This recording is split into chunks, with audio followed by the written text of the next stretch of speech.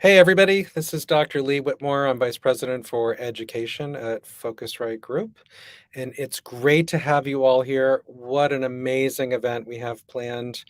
I have three amazing guests, and this is the third in our series of Focusrite Pro Audio and Education webinars. We were at Full Sail University in Winter Park, Florida last month for their Hall of Fame celebration. We have content from what was an amazing panel session there. I'll introduce our guests in just a minute, but you are here for our Q&A as well. So I'm very happy to first introduce an amazing lineup of experts.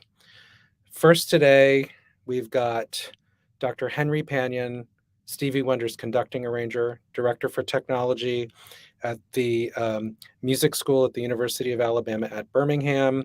Henry, say hi to everybody and tell them what else you're working on right now. Hi, everybody, and welcome to this seminar. We're really happy to be here. We wear a lot of hats, and Lee would be referencing the World Games 2022. I'm fortunate enough to serve as artistic director of these World Games, which will be in our country this summer. So there are a whole bunch of great ceremonies planned. We can get into that. I can tell you about it later, but that's one of the things I'm involved in. Awesome, Dr. Panion, great to have you here. Thank you. Next, we have 18-time Grammy and Latin Grammy winner, producer, mix engineer, and an all-around amazing career talent, Rafa Sardina. Rafa, are you there? Yes, how are you doing? Fantastic. Tell everybody what you've been working on recently. Well, I've been working on a bunch of stuff. Like Henry mentioned, I also do other things, even produce events, things like that. I'm helping Playing for Change, for example, the Playing for Change Foundation with their efforts to open schools, with a music-related, energy infused in them.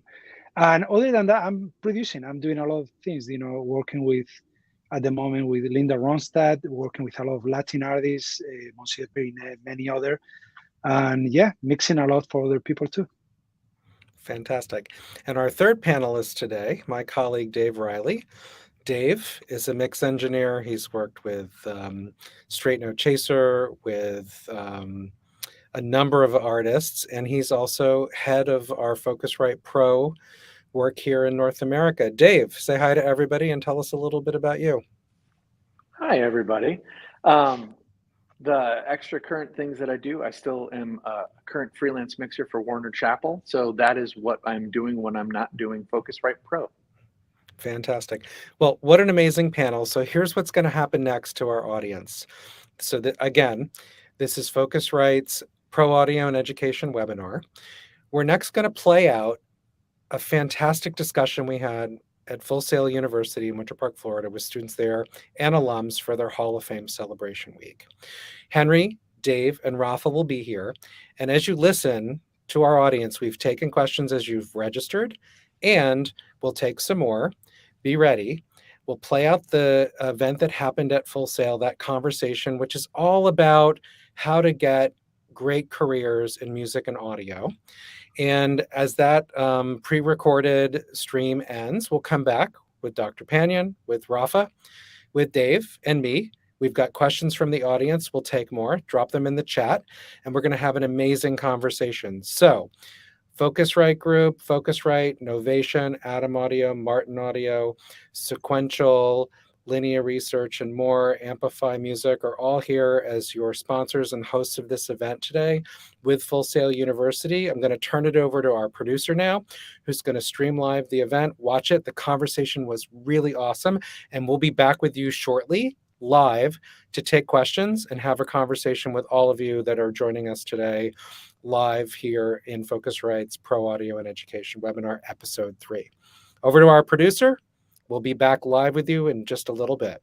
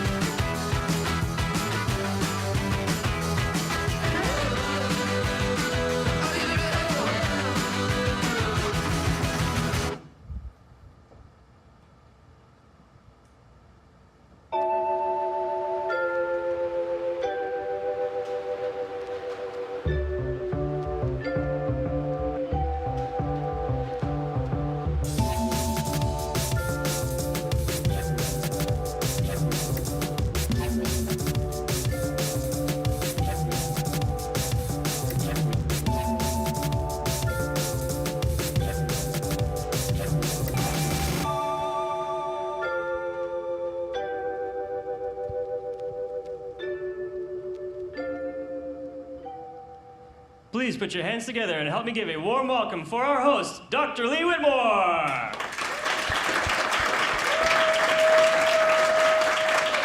Thank you, everybody. It is so cool to be here today. We are live at Full Sail Hall of Fame. I'm Dr. Lee Whitmore. I'm the Vice President for Education for Focusrite Group. Focusrite Group is Focusrite, Focusrite Pro, Novation, Amplify Music, Atom Audio, Martin Audio, and Optimal Audio.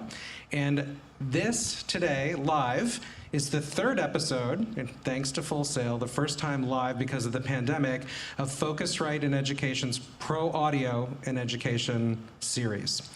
And we have an amazing panel today. I can't wait to get started, and you all are gonna have a blast.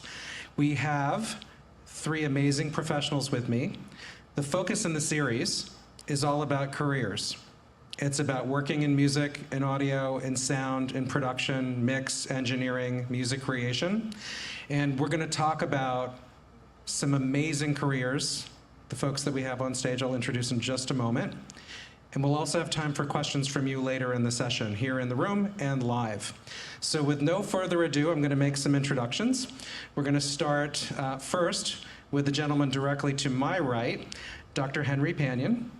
Henry and I have been dear friends for many years. He is a professor at the University of Alabama at Birmingham Music Department and is the director of music technology there. He's also been Stevie Wonder's conducting arranger for decades. And he's currently the artistic director for the World Games. I'm going to turn to Henry for a moment. I'll introduce each of our panelists. But Henry, tell us a little bit about yourself, what you've been doing. What else does everybody in the room need to know about you? Well, I think I'm a geek at heart. We all that. I'm happy to be here. First of all, I think that my whole career as a musician, I'm an orchestral conductor, an arranger, came to technology through music, and I still consider it my first love, but I know that technology has enhanced my career. So I'm anxious to talk about that. I do a lot of different things. I wear a lot of different hats, as most of our panelists will say, but it all has led to everything I am today. Looking forward to kind of sharing more. And I'll let you introduce our other panelists. Fantastic, Henry. Next, so exciting, back on campus for the first time in many, many years, we've got a Full Sail alum who happens to be an 8-time Grammy and Latin Grammy winner. He's also coming off an 11-year term as a governor for the Recording Academy, and he's also a trustee for the Latin Recording Academy. Please join me in welcome Rafa Sardina. Rafa, tell us a little bit more about yourself and how you got here today. Well, thank you so much for having me here.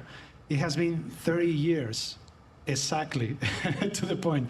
I'm a graduate of 1992. And my first time back in campus, so this is super, super exciting. Yeah, the same as, I guess, most people in this industry, I started being a musician, having this love for music and trying to make it as an artist. And that got me in touch with technology. Same way, got me in touch with technology. I fell in love with technology too, and that's how I became an engineer, a mixer, and above all, I will say that a good psychologist, because that's one of the main things you need to be if you want to make it in this business. So I think that part of my conversation will be focused more on that topic, on how to fit in every room you walk into, and that's very, very, very important. Fantastic. Thank you, Rafa. And last but not least, a colleague of mine from Focusrite, who's a mix engineer, a musician. He's worked with Kelly Clarkson, with Skillet, with Straight No Chaser. I'd like to introduce Dave Rieley. Dave, tell us a little bit about you. Hi.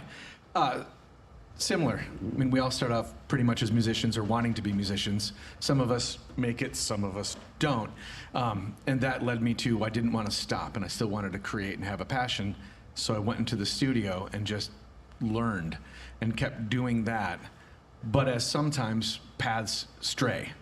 So I ended up going, maybe I shouldn't keep doing this for me. And because I already have so much experience with all the gear and with the personalities and all of that, it was such an easy slot to still be able to talk about gear, still be able to help move gear forward and create new technologies. So yeah, it's a fun path. It's a long path, but it's fun. Awesome. Thank you, Dave. Thank you, Rafa. Thank you, Henry. So to jump right in, here's what we're going to cover today during the conversation. First, I'm going to ask our panelists about an inspirational moment for them, because we actually got together and talked a little bit last night over dinner, and part of that conversation was about career paths and how sometimes the path that you think you're going to enter into may stray, may go here, may go there, but it's an amazing journey. So I'm going to ask each of our panelists first, what's an early moment of inspiration that put them on the path that brought them here today and the amazing and cool things that they're doing. We're also going to, because we've got a room full of and a web audience full of students, alums, and aspirational career opportunity for all of you, I'm going to ask our panelists about what you all need to know. What are the things that are important in the industry, networking, technology, things like that? And then a little bit more fun towards the end of the panel. So to get started, I think, Rafa, I'm going to come to you first. It would be really wonderful if you could take a moment and share for everybody in our audience an early moment of inspiration. How'd you get started on this path? I think that my first moment of inspiration was when I was only 7 years old, and I thought I was a great, great guitar player. I was the only one thinking that, but I swear to you, I told everybody, I told my family, this is what I'm gonna be. I'm gonna be an artist. I used to play all kinds of pieces, even classical pieces. I love rock music. I was very much into rock early on, but I started playing classical pieces like the Aranjuez concert. I mean, just crazy. But my next touch point, when I realized I could be doing this, happened when I recorded an album when I was only 15 years old. I got exposed to that experience in a real recording studio. Actually, it was a very, very cool recording studio. And we just showed up and didn't know what the hell it was all about. We didn't know about the technology. We thought it was just gonna be like us rehearsing, like in the rehearsal room, and just play the songs and we'll be done maybe in 3 hours or something like that. That was so enlightening. And that moment, I remember for the rest of the following years. During this whole path, my family moved. Actually, they moved to the United States. They moved to San Diego. I didn't stay with them, and I went solo. But it was in the back of my mind all the time, and I was doing shows, constantly touring. I became everything you can imagine: a stage manager, a tour manager, a production manager, a front house engineer, monitor engineer. So I learned about all of it. Even I even did lights for boxing matches. I did anything that would keep me stay in touch with music in general and with the industry. And later on, I went to medical school. I actually almost finished 4 years of medical school while I was doing all of this that I'm talking about. So I would barely get any sleep. But that was the kind of commitment I had towards staying in touch with my passion. I already knew that my passion was music and technology, both of them. At that point, I realized I loved the technological side of things.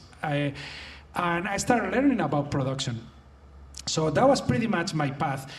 And should I keep going on, or just maybe we can touch some other points? But that passion led me to end up being here in Full Sail and ultimately making it to LA.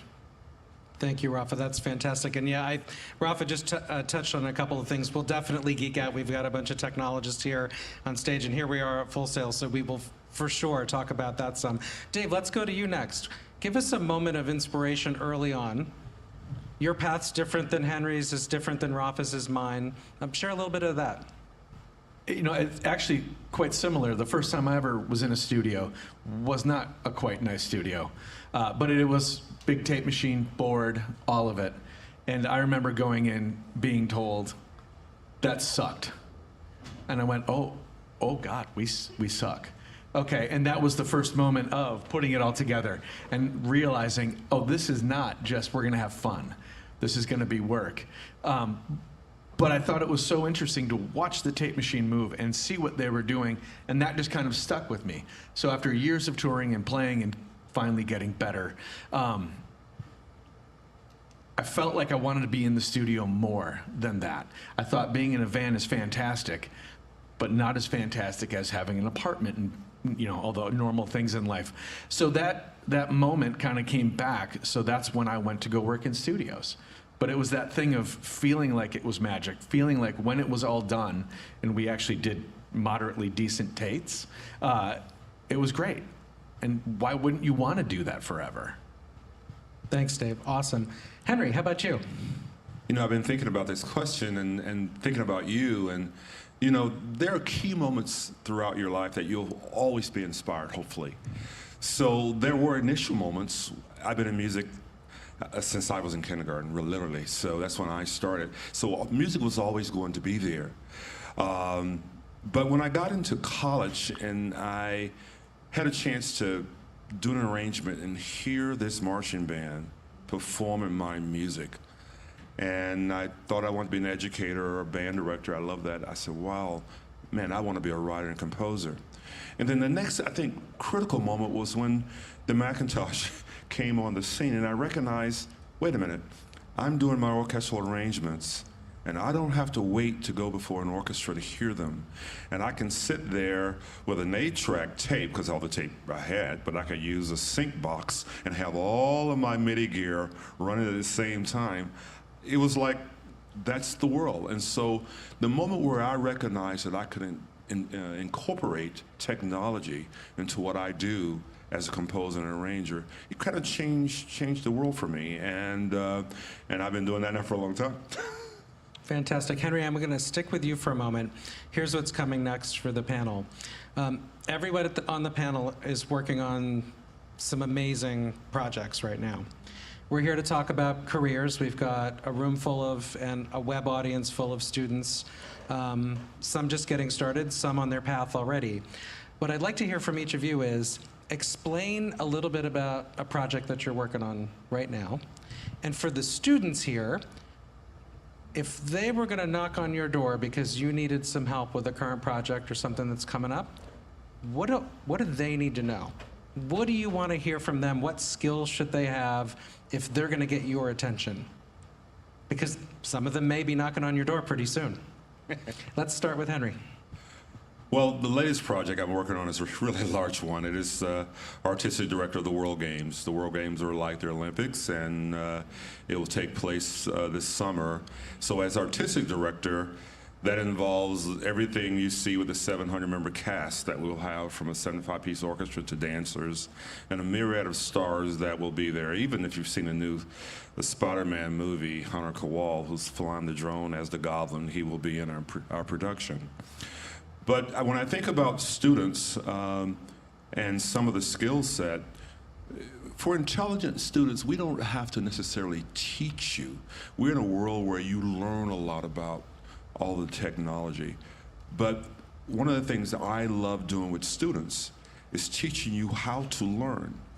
And some of the initiatives that I find with our students, particularly the ones who want to hang out at the World Games, have been broad.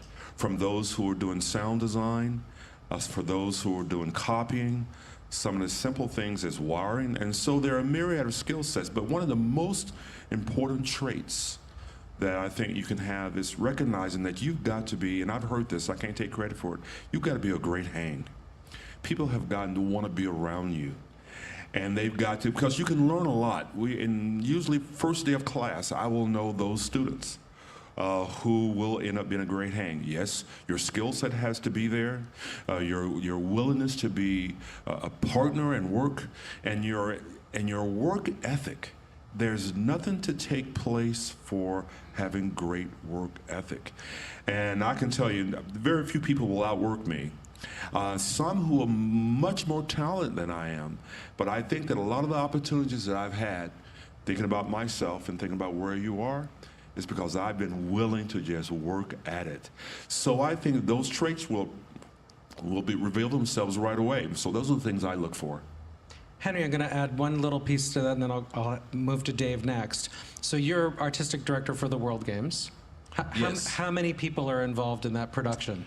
Thank you, and I'm going to have to really apologize because my phone is going off and I thought I flipped it the wrong way. A great technologist I am. So I'll give it to Rafa to put it on solid for me. I'm guessing it's the president of is it the president of the World Games? It may very well be. He called me earlier.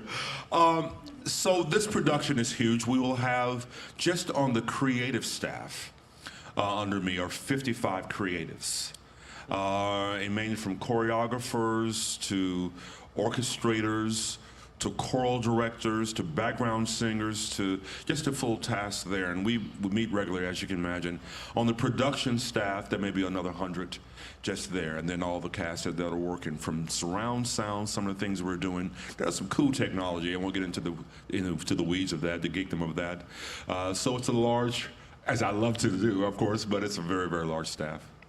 Thanks, Henry.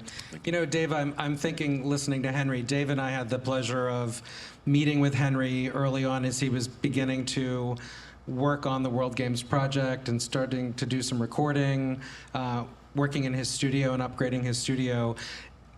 By the way, everybody in the room, I also know Dave is often looking for staff. Focusrite is a company that's growing rapidly, and one of the things, Dave, that you work on is consulting with and helping studios, sound stages, production facilities, and education as well.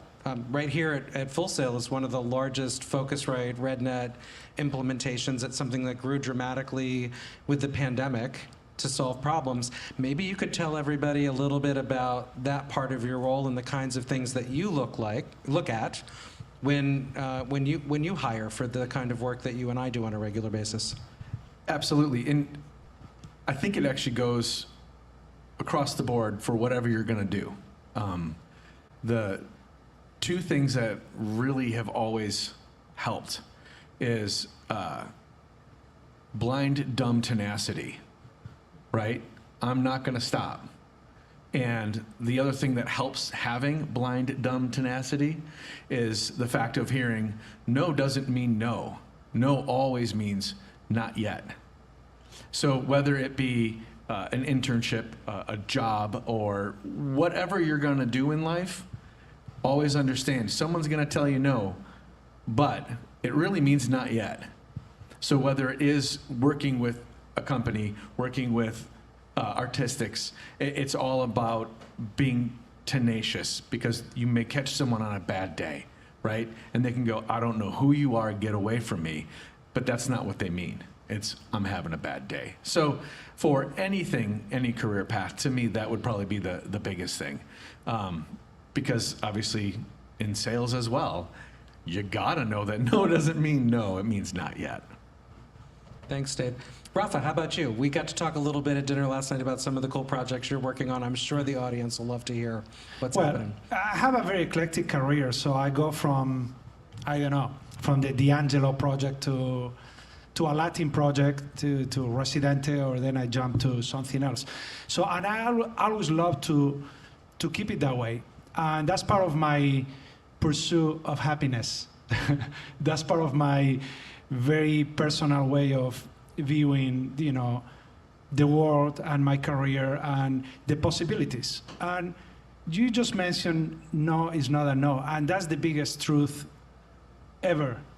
You know, when people think about what they could be doing to succeed, is keep doing it, keep going at it. You don't even consider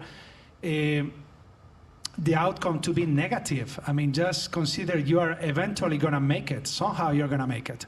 So that was my attitude when I started my career. And the first studio I went to for an internship, actually I went to 3 different studios in LA. And the one I really wanted to get into, Ocean Wave Recording, which back then was like the biggest thing in the US. It had just been in the cover of Mix magazine. That very month when I flew to LA, the first thing they told me was no. And I understood that no wasn't definite. Nothing is definite in life. And I just went back to that office and asked for it again, and they say, yes, okay, you're gonna be, we don't have a position for you, you're gonna be our first intern ever. And that's how I put my foot, in the door.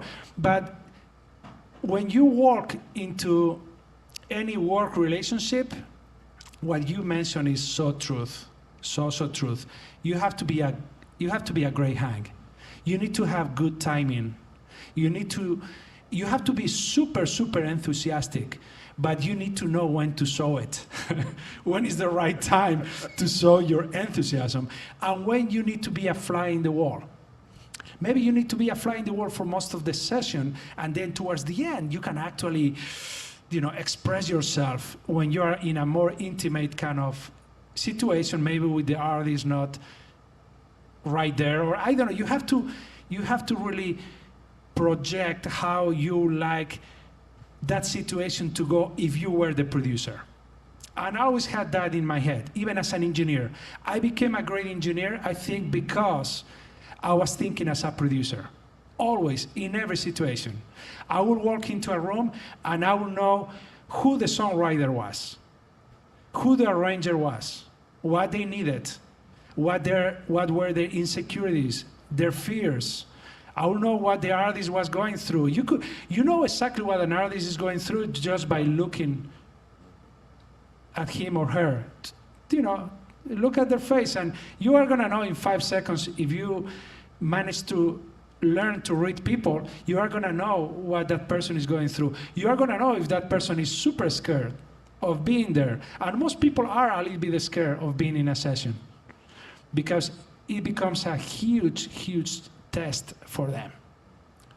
It's a unique and a very limited opportunity for them to stand out, to really make something great. And everybody in this business, I think, wants to make something great, go for greatness. But you are also confronted with the fragility of time. You only have a limited time to be great. See, it's super hard. It's super hard to think about it that way, but that's the reality.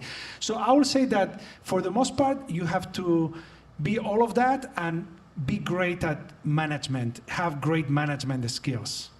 Be in the room and always know beforehand, before anybody else, makes any kind of move, know what needs to happen next.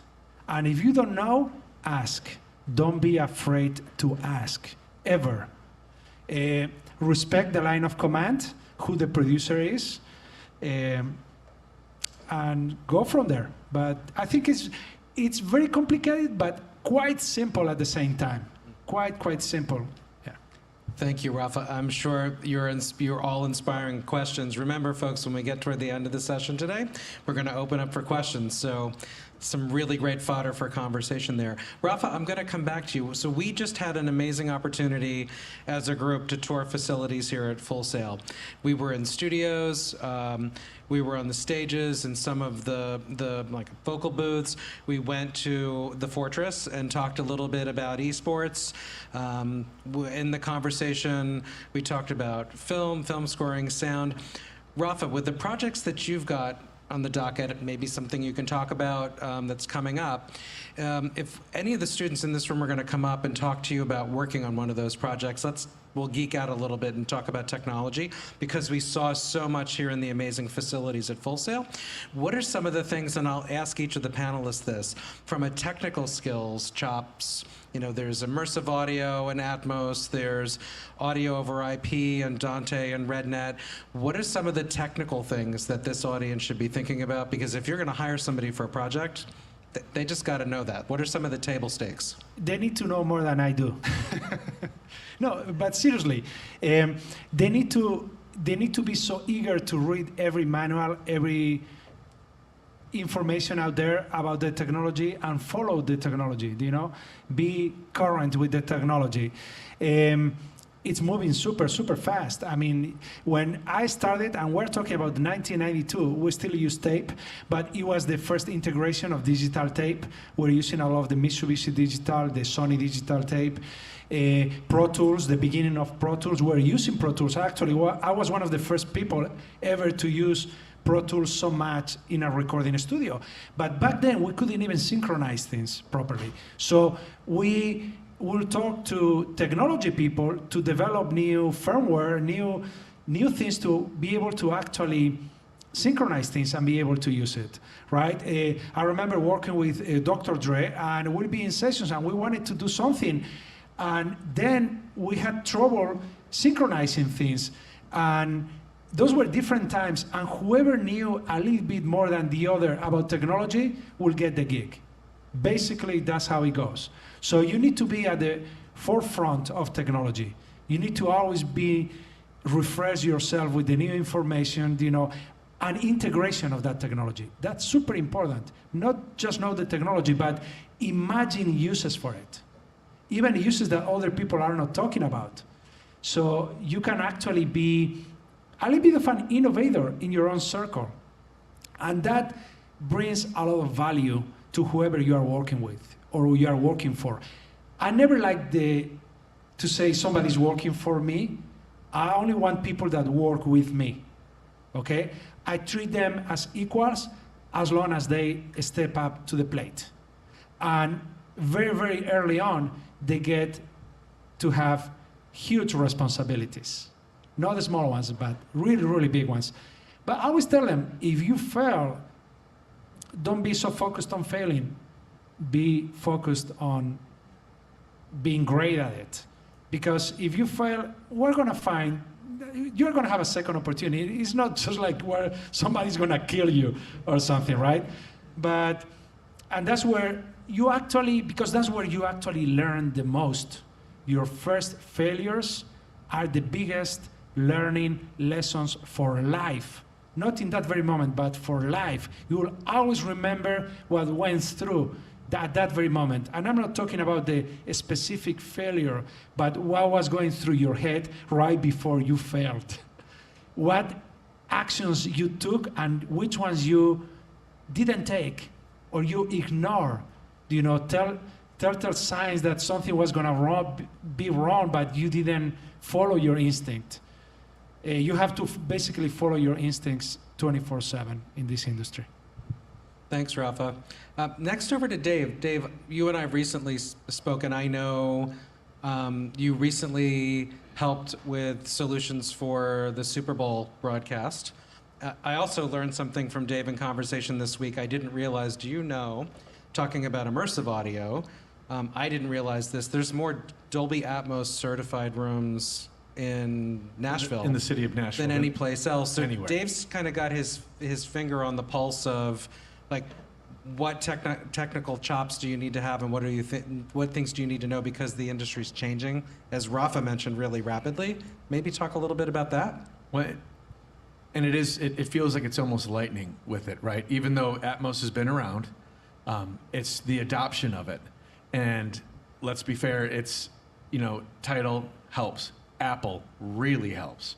When they decided to get behind Atmos and their spatial audio version of it, it just really helps pushing that technology, because now you've got so many different ways that you can work with that technology. You can sit on your laptop with a DAW and do Atmos on headphones. It's not the same as being in a room with it, but it definitely helps.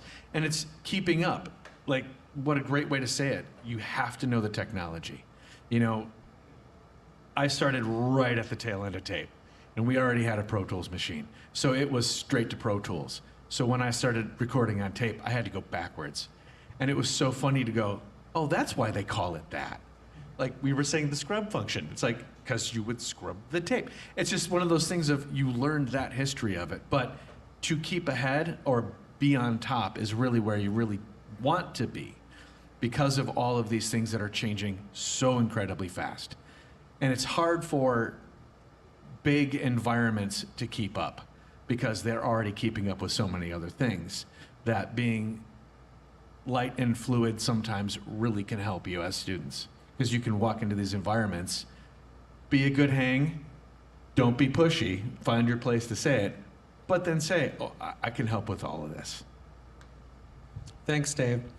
Henry, I'm thinking for you, and this was part of conversation last evening at dinner too, not only the World Games, Henry's working on a project with PBS over the next several years. So there's television, films. You've got a film that won some awards. What about from your perspective? That's like our other panelists, there's a significant variety of different kinds of projects you're working on. What do the students in the audience need to know? I think the most important aspect of being a technologist is to make sure whomever you're going to work with, that you can add value. And Rafa said it in passing, but it's so important. If I have to engage you, you can be smart, you can know a lot. But if I have to tell you every step that I need you to do, then I might as well do it. And typically what will happen is, I'm going to do it much faster than the time I take to tell you to do it. So usually I always tell students, make sure you know who you're working with, what their needs are, and add value to them. So if you're going to an internship, learn about that company. If you're going to hang with Rafa or me or whomever, know what they need, what they're doing. And so usually that's the first thing I think about. On interns I recommend, and on interns that I want to have work with me.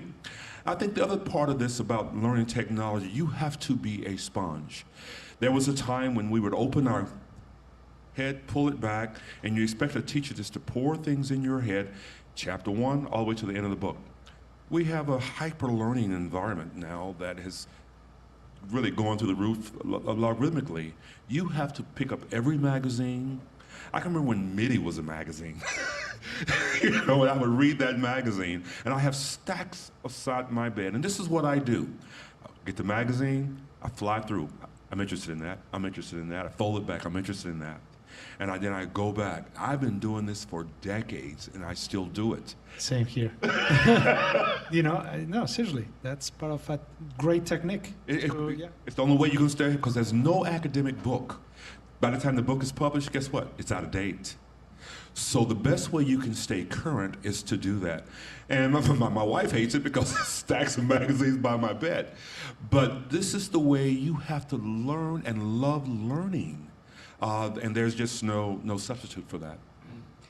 Thanks, Henry. It reminds me, and for those of you in the audience, if you look back at episode 2, the previous episode of this Focusrite Pro Audio and Education webinar series, we had Carlos Freitas on, the mastering engineer, and one of the conversations we had with Carlos in that discussion was like, how much has changed as a mastering engineer, having to be flexible. Carlos has an incredibly long career, but you know, what does Netflix need today? What does Amazon need today? What does PBS need if you're going to deliver episodes for them for the coming 4 or 5 years? Being on top of what's coming, what's happening, listening, and then here's our next topic for everybody on the panel, and I'm sure the audience is going to be interested in hearing about this. Networking, connections, and finding your path to what that amazing gig, career, or that series of gigs that end up in your resume and your portfolio are going to be. I'd love to hear from you on the panel. What are some of the networking tips that you have to offer? You know, I'm thinking, for instance, just quickly with Rafa. Rafa's been really active in roles at the Recording Academy and the Latin Academy for years. I know, having many colleagues and friends, including those on stage involved in the Recording Academy, that's a lot of getting to know, supporting each other, the community of music makers, production folks, engineers, the P&E wing. Maybe we start there, Rafa, because you have so much experience working across so many people that touch the Recording Academy, and many of the audience here will be members and maybe award winners someday. I think it's a great organization, and what attracted me to both of these, you know, organizations wasn't because I was winning them or anything like that, but was because of their mission. And their main mission was, one of them was actually education, and the other one was protecting the, you know, music makers, protecting music makers, basically. Protecting them with the new laws that were being passed in Congress. So we could be a healthier community as as creators, as a creative people. And I think that networking is half of the game when you're building your career. You cannot dismiss where the opportunities are. You really don't know where the opportunities are. They might be right in front of you, and you're just looking the other way. That's what happens most often. So you have to be a little bit hyperactive in terms of how you build relationships. And keep in mind, your first huge opportunity at creating relationships is right here in this very room. This is your very first opportunity to find people that are alike and people who are not. They don't need to be alike. Maybe your personalities don't match in terms of personality, but your goals maybe match. And yeah, and your dedication matches, and what you see as your future in the industry matches, and sooner or later you're gonna cross paths in the industry. And if you already know that person, that's gonna be a huge advantage to you, because familiarity is very, very important. Because this is a business where when you get in a studio, you are exposing yourself. You're like, in a way, bare naked to the world. You're exposing your art, right? You're exposing your insecurities, your values. Familiarity helps. If you have people that you can trust, you can have those kind of people around you, the better. So I will say that in terms of networking, when I came out of Full Sail, the first thing I did was try to become a member of AES. Then right afterwards, try to become a member of whatever other organization I would, learn about. Even organizations I didn't know about. Some of them told me, piss off. They didn't even let me in because I wouldn't qualify. But try to get in organizations where you can actually mingle with other people that are alike. Try to find your path. You don't really know where opportunities are and what your path is ultimately going to be. So you have to try everything. Thanks, Rafa. Dave, how about you next? A lot of what I just heard you say is, don't be a jerk.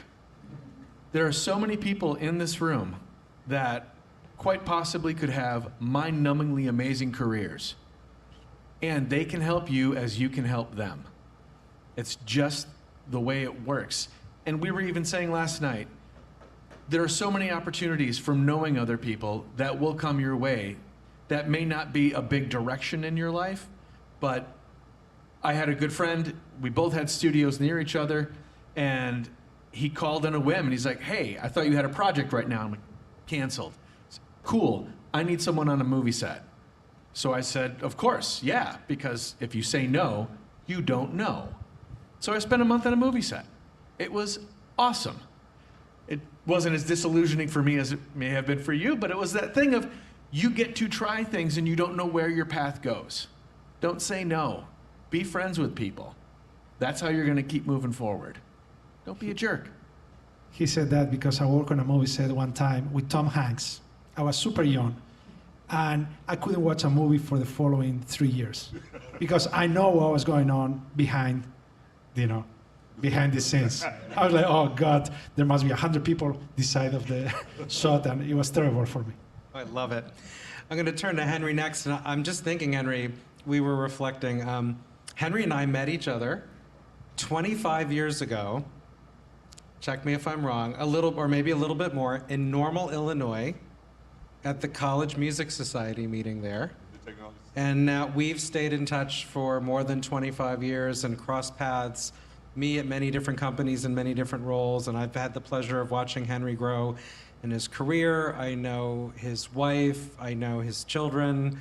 For me, it struck me in this conversation, I've got folks sitting right next to me that have given me the honor and the pleasure of being able to collaborate with them over time. And it was a chance meeting at a conference that I just sort of picked out of the air and said, I want to go there and meet some people and see what happens. You make great friends that way, colleagues, you find projects. This is how I've found jobs in my career over the more than 30 years that I've worked in it. So, Henry, first of all, thank you for being a dear friend for so many years, but share with the audience, what are some networking moments and advice you'd offer up to them?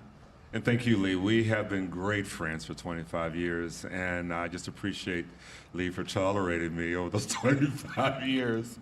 You know, I was thinking about what my colleagues were saying, and I really believe that you're on this journey right now, and don't despise your journey, because you're networking now. And don't despise the little job. I joked last night, and it's not really a joke. I did a lot of work and do a lot of work with church music, and I would joke and say, you know, I would do almost anything before notation software. There I'd be writing orchestral scores, copying the parts by hand, and they say, we'll give you a love offering. And there wasn't much love in that offering I eventually got, you know. But I'm just saying, but for me, I had a chance to do that. And I can think of all these experiences where it was the experience that became the networking, that my gift began to reveal itself. And I didn't despise doing the little thing. I wasn't trying to get that great gig at the very beginning without paying my dues. You can't escape putting your 10,000 hours in. It's just not going to happen. But people will begin to find you, and I can honestly say that in my career, that the gigs where I just thought I would go after have never turned out as well as the many gigs I've gotten where the phone call has just kind of been there. Hey, you've done this. How about doing this for me? And that's been my whole career. And I think you're there now, building that network, building those careers, building those experiences that when someone calls you and asks you, can you do this? Yeah, I can do that. You see? Thanks, Henry. And you know, it occurs to me, Rafa and I shared a similar moment last night. We've crossed paths tangentially over the years. And when we got together for dinner, we were comparing notes because I said to Rafa, when we had that meeting over Zoom not too long ago, I was like digging through my mental Rolodex. And when did we meet at the first time? And the first in-person meeting happened to be an event connected to the Recording Academy. We were working with the Grammy Music Education Coalition, had an event at the iconic Village Recorder in LA, in West LA, the recording studio. And it just was one of those things that through the dinner conversation and thinking about the networking and connections you make over time, it was like, light bulb moment. That's where it was where we met the first time. Although we have many people in common, so. Yes, absolutely. Yeah, you never know. And keep in mind that how you get to work with people has to do with reaffirmation too. You have to see those people more than once, usually. You know, nobody gets starstruck in the first meeting, usually. But you have to, you know, you have to become a little bit familiar to other people. And that's how, yeah, people, first of all, people know that you haven't died. Second, you know, it's a reaffirmation you haven't died. Secondly, you know, they know you are serious about it because you keep coming. You keep coming at them, right? You keep showing up. So that's the first thing. Show up. Always show up. And there's another one. Never be late to anything in life. Never, ever be late.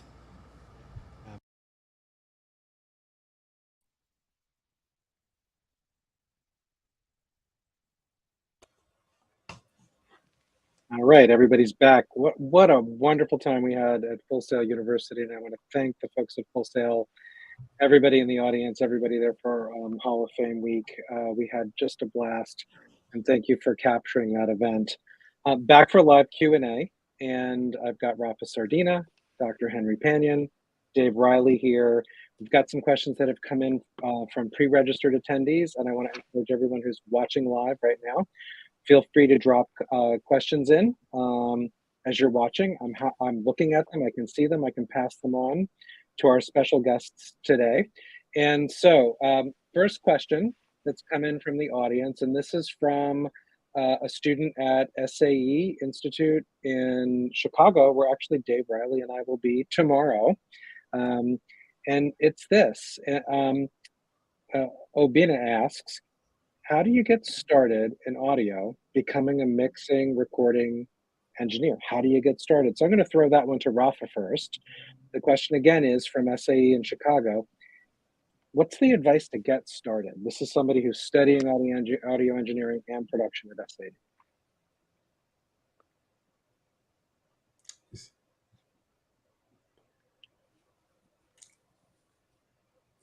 Hey, Rafa, you're muted. Engineers, You're there. I'm in mute. So I was saying that you need to basically create a body of work, no matter how small it is, but people need to be able to see that what you are capable of. They need to be able to see, how you work, what kind of creative output you have personally. And in order to do that, you have to be able to show them something. So I will say that my first advice for new guys in the industry would be to just work on anything possible and any style of music, kind of like create that kind of like training kind of environment for yourself. So you understand different styles of music. You understand also, you start learning what you like to do, which is very important too. It's not just what you get offered to do, but what you actually enjoy doing. So that would be my first piece of advice. Work on music as much as you can. It's very important. Fantastic, Rafa. Dave, do you have anything to add to that? No, I mean, obviously, always Rafa nails it. That's the truth. You have to show people that you can do the job, and that makes total sense. Next question. This is another SAE student. I'm not sure what campus they're at. And I'll throw this one to you, Henry, first. This comes from Stephen, who says, does starting at a late age or a later age in your life matter when trying to break into the industry from an engineering or producer standpoint or creator? What do you think, Henry? Well, what I think is basically this, it kind of dovetails nicely into what was just said. You're looking for that gig. You're looking for that point of arrival. Many people say, well, when I get there and when I get a chance to do this Lady Gaga project, I will feel that I've arrived. No, you've already arrived. So don't, if you have an opportunity to do something that is small for your community, for your family even, you get those experiences and you break into the industry. I don't know if most of us really can say when we broke into the industry. It was like we were always in the industry. We're just doing this gig and doing that one, going up many more opportunities. But I would expect that that's what you would need to do. And think in that way, that mindset of not trying to arrive, but really taking really seriously the advantages and the opportunities you have with technology, especially today. Yeah, fantastic. Really good advice. I've got a couple of gear-related questions that have come in, and so I'm going to throw these out. First one, let's take it to Rafa or Henry, and Dave, I'll come to you with the second question. Here's a general one. When you're working on a project, when you're working on a mix, is there a favorite piece of gear, or in this particular question, came in with a piece of analog gear that would kind of give you the icing on the cake? So just a fun one. It's general, but Rafa, you want to take that first? Anything that you'd add to a mix, add to a project that you love that's analog? What do you mean? In what sense? Sorry. It's a general question. They're just asking, like, if you're working on a project and finishing it off, is there anything, processing wise, any piece of analog gear that you've got that you've lived with for a while that you'd add into the project or would be a go-to? The thing is that for me is very project related. So it's very stylistically speaking, it has to do a lot with we're trying to achieve stylistically. So you see I have a lot of gear in the background, I have a lot of go-to pieces of gear, but it has to resonate with my, the way with my line of thought. It has to resonate with the way I envision things happening, that sound or that atmosphere and the other thing that people get a little bit confused about, and it's something that I truly hate, when people talk about gear, is when they make the very broad claims about, oh, this piece of gear is amazing, this other piece of gear is crap, or there isn't such a thing as something. Of course, there are like great pieces of equipment and companies, by the way, like yours that are committed to making great pieces of equipment. But in general, as an from an artistic point of view, you have to make that piece of gear work for you. You have to. It's like being a guitar player and playing even a crappy guitar, but loving that guitar. Something happened in that relationship with our craft. It happens like that too. We start developing um, sounds or techniques that are really are very much in line with how we feel about music, how we feel about sound, how we feel about even an arrangement. There are even sounds that help you enhance an arrangement, and other techniques that are just gonna do the opposite. So, so it's more about how you feel it internally, how you feel the music, how you feel you you have to vibrate with it. It has to create some kind of vibration. So that's the way I see it. So when I make recommendations to people, I always tell them, no matter how much what pieces of gear you have, learn them well. Experiment a lot, because you're going to find something that piece of gear is going to be great at. Thanks, Rafa. Next, I'm going to go to Dave. Here's another gear question. It's a little bit different. And I'm passing this one to Dave. We were back at Full Sail University just yesterday in Orlando. And we talked a lot with the leadership team there about networked audio, audio over IP.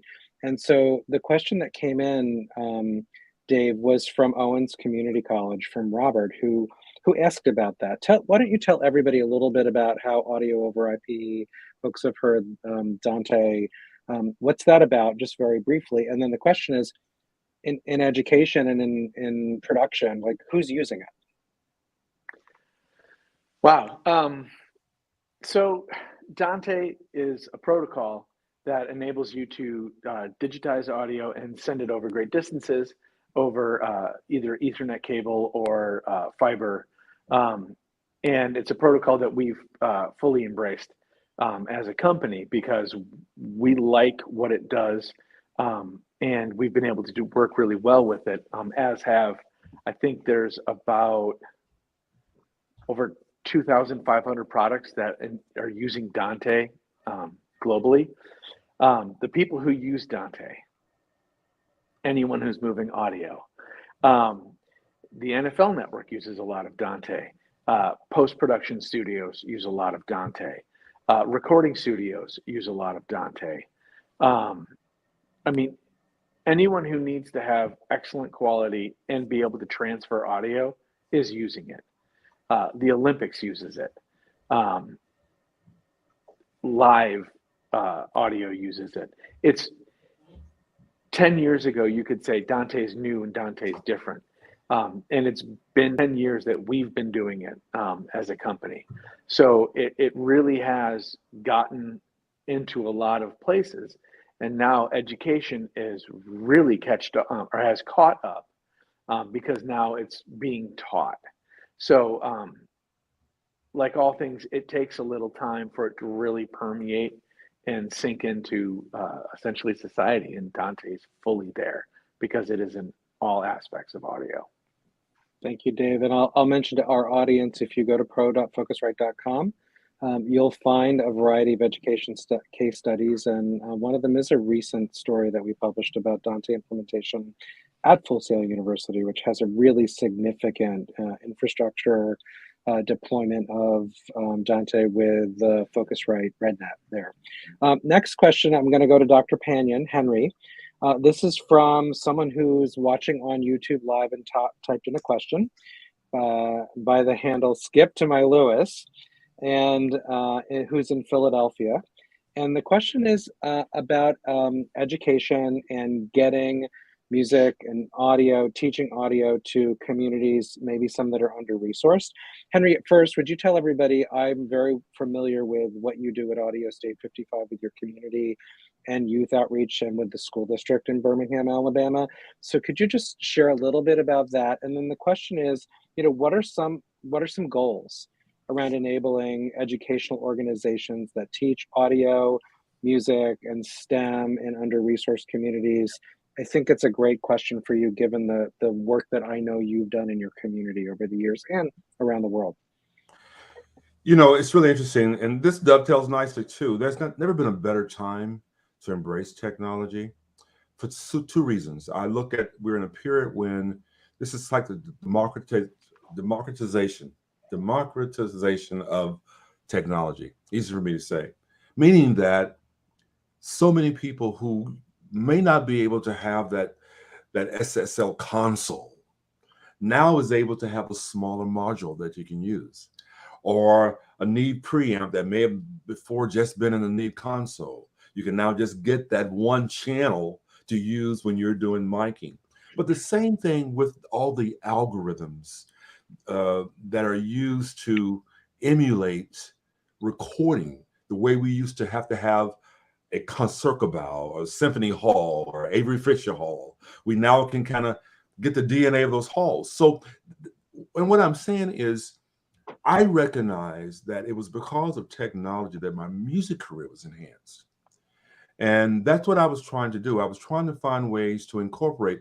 So no better way to get schooled than by Stevie Wonder, basically, can you do this arrangement for me? Can I hear it? And so I've got a little mini box, but that's been my tool. So in our community, what we do is I recognize that, wow, you were doing all the kinds of things that you needed to do to audition for a music school, audition for college.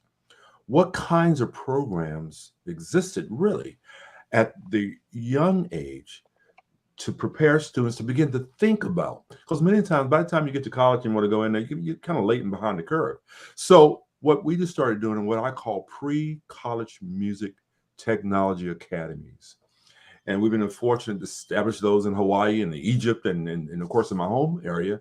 And the goal is we partner with the schools through our technology program, where we were doing a summer camp. We got the entire school system to allow us to put music technology as a course, an elective for some, but a STEM course for others. And they get bussed into our studios. In addition to our 3 studios, we had a lab with 20 stations there with all the gear. And if you can get the metaphor, the language of, okay, if you look at a DAW, it has a play button, you understand from a tape deck, but you can go deeper there. And so what I'm saying is, what we were trying to do is just expose, not judge young people, but expose them as much, let them create. So these kids are creating hundreds of songs and they're mixing on their own, and there are a plethora of online tools. We are part of the Berkeley City Music Network as well, which is a wonderful environment there for community programs. And yet my interns then, my kids at the university, come over to our labs, and they're the ones doing their practicums, their interns teaching along with our staff. So the goal is there isn't one formula, and I can go at great length with about a number of you I see talking about this online, offline, and I'd be happy to share with you just some of the myriad of programs that we've designed, from even preschool, 4th and 5th, 4 and 5 year olds. So I hope that answered what you were asking, Lee, in part. That's great. Thank you so much, Henry. Here's another question. This is an SAE Miami student, Regina, who's asking about networking. I'm going to throw this one to Rafa. The question is, how do you recover from a networking blunder? What if you're starting out and may not have made the best first impression? Can you recover? What's some advice? You can always recover from anything in life. That's my advice. Never feel damaged or hurt by your first approach with anybody. You have nothing to lose, and I think that if that third party doesn't want to listen to what you have to say ever again, I mean, you have to consider it to be their loss. Because if you are very clear-minded about what you have to offer, or what to a working relationship, and they don't want to listen to you, don't try again, but don't sweat it. keep going, and it does happen, especially early on, where when you are going to be dismissed quite a few times because people don't understand what you have to offer. You have to be very clear what you have to offer.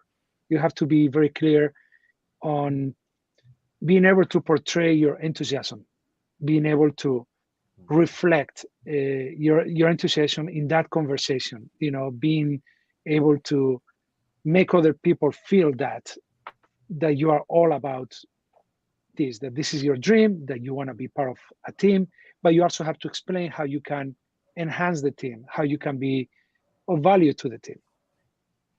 Thanks, Rafa. Here's a question I'm going to take, and I'll answer very quickly. It comes from a student in New York City who said, how can I get a position at Focusrite? What positions can audio engineers go after and look for in the industry?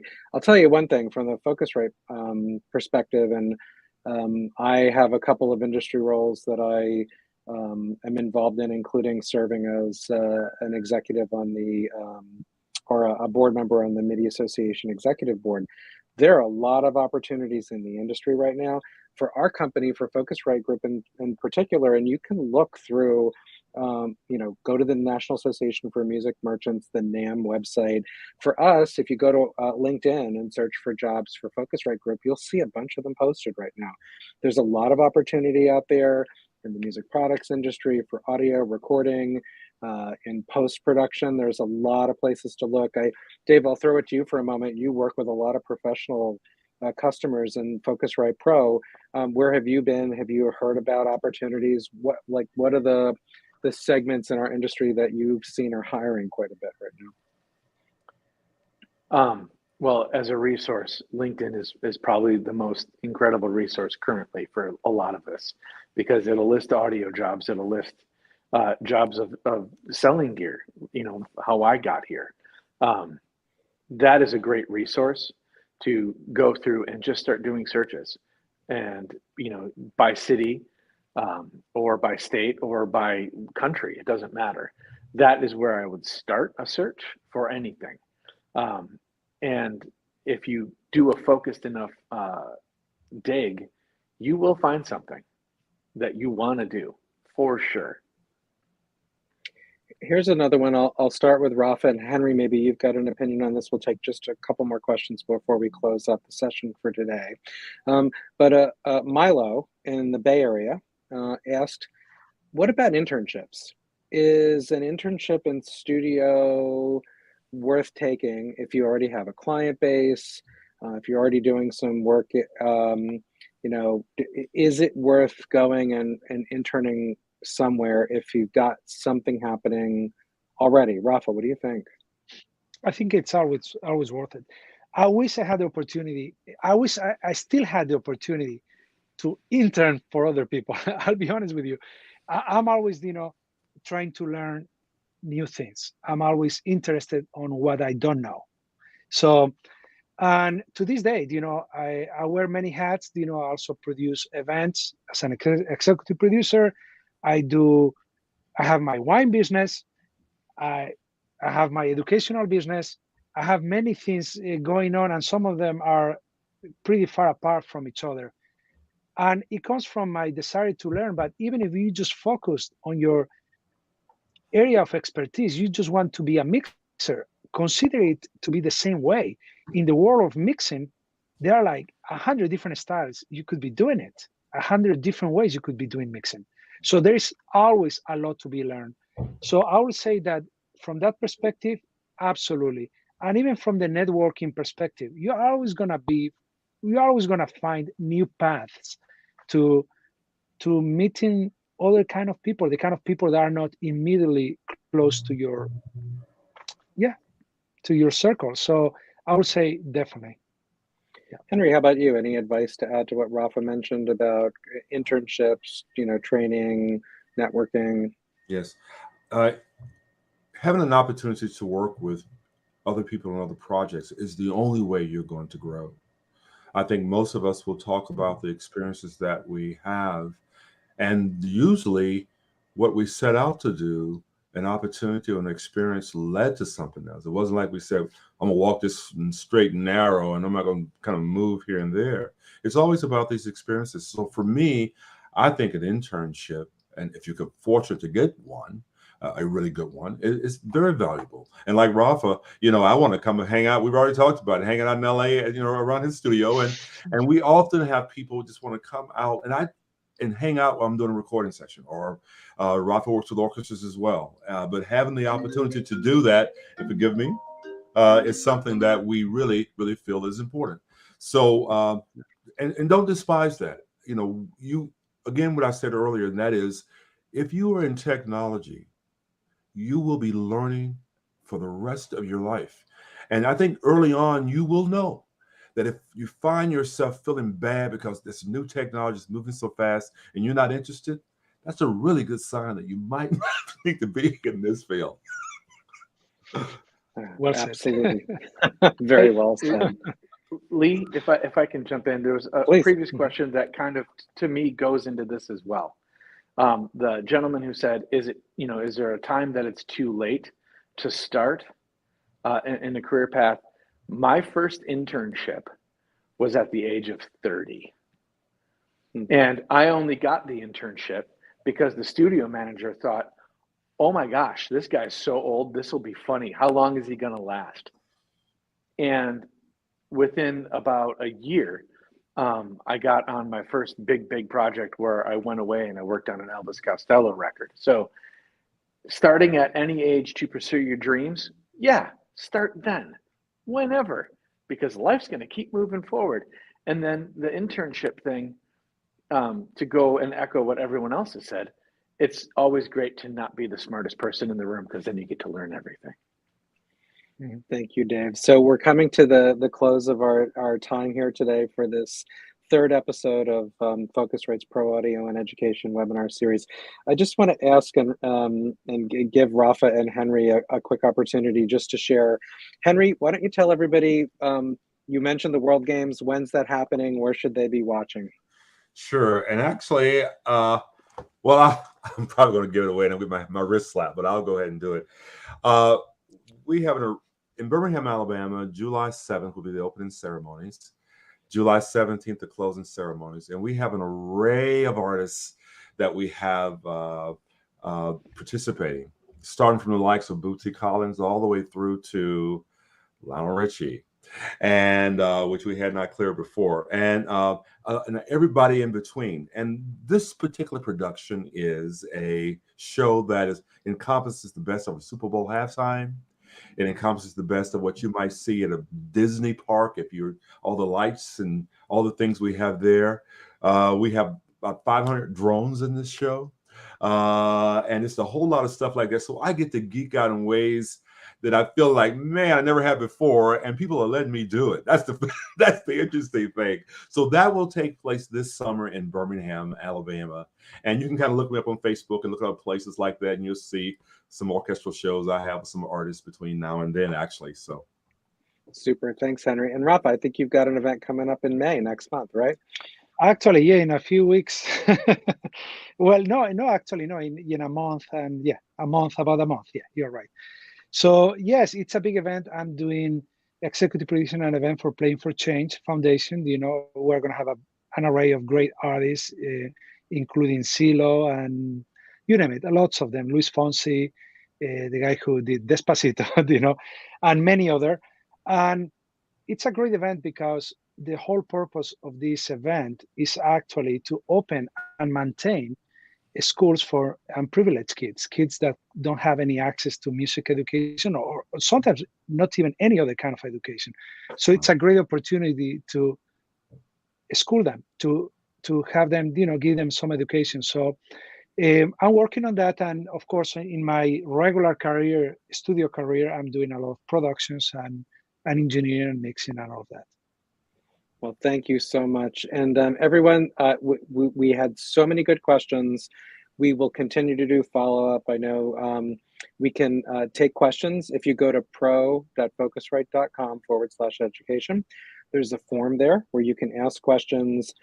We can channel those into Rafa, to Dr. Panion, to Dave, and we're happy to get back to you and answer those. Taylor Barnes, our producer, will help me with that.